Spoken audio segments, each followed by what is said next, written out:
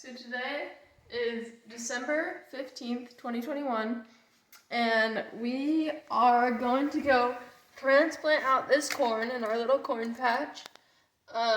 We already have some started in there that you'll see, and then we direct seeded some a couple weeks ago that you'll see as well. So we're trying to kind of succession plant it. I think we planted these ones about like 1 week ago. And they've done pretty well in the house, so we're excited about that. But we're gonna go plant these out, so come check it out. And we didn't soak these. We were soaking all our corn seeds before that, and we had way less germination. And this time we didn't soak them, and it looks like about every one came up. Just about. A part of it was I think we were soaking them too long.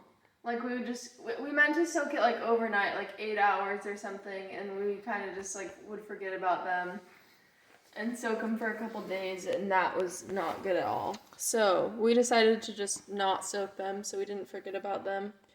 And yeah, these look pretty dang good. And they're in 100% peat moss.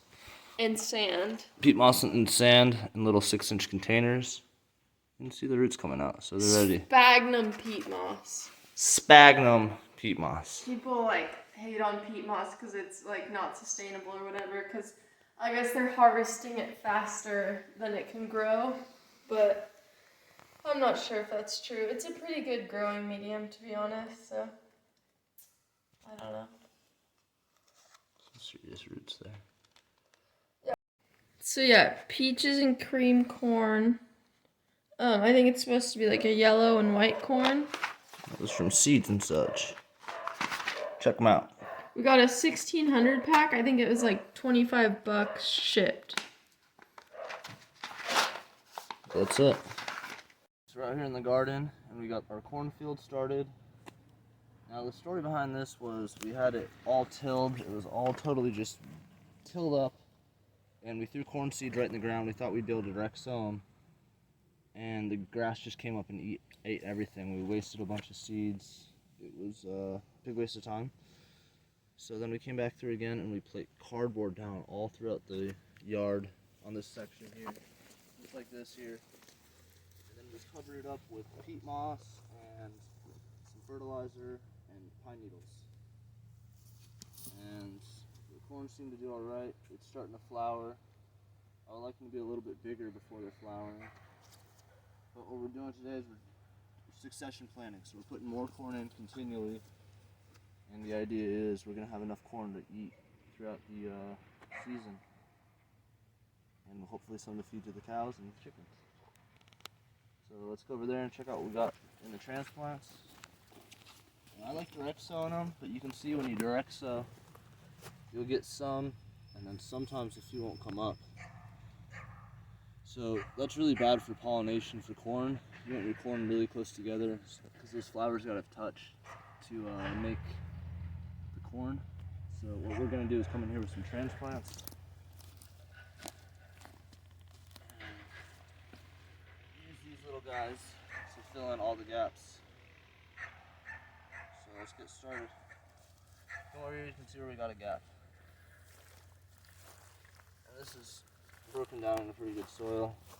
But we got a corn here, we got a corn here, we have 2 corns there. We can definitely use some more corns in the area. So I'm going to stick one in over here. So you can see that, it's got some nice healthy roots.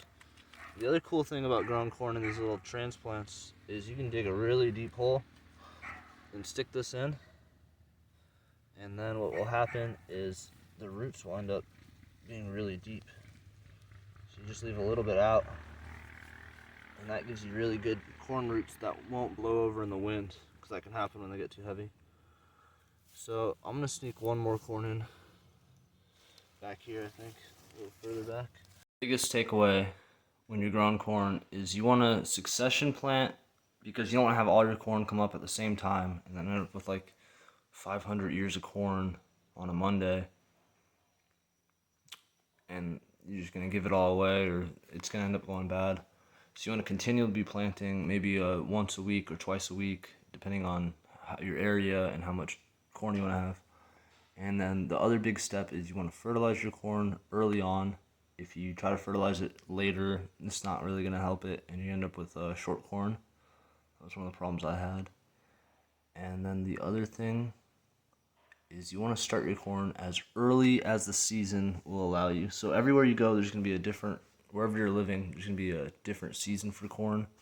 And this is our first season out here, and we actually grow corn in the winter, which is strange, but so we got started a little late. But if you're trying to grow all your own corn for the whole season, you need to stretch out the whole season as much as you can.